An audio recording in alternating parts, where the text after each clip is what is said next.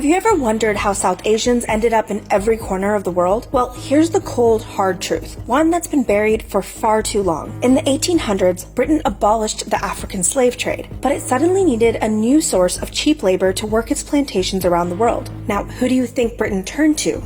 India. In this new system, millions of people, mostly from India, were coerced into signing away their rights for 5 to 10 years at a time. Britain wasn't even ashamed of this. It proudly documented every step of the process with actual receipts. For example, Britain took these portraits of Indian laborers before shipping them to overseas colonies. And it used records like this one from 1904 to document Indian immigrants it got to sign indenture contracts. But as soon as the workers signed on, they were treated like human cargo, shipped around the world and bound to their employer for the time period in their contract. They were bought, sold, overworked, and abused in ways far too similar to slavery. The laborers had to endure harsh conditions on plantations across 19 British colonies. These photos offer just a glimpse into their daily lives. Indentured workers endured backbreaking work and were whipped and abused by white authorities. Many of them were even housed in the same barracks as formerly enslaved people. Indentured women were sexually abused by white overseers and sometimes assigned to an Indian man as his housemate and sexual partner.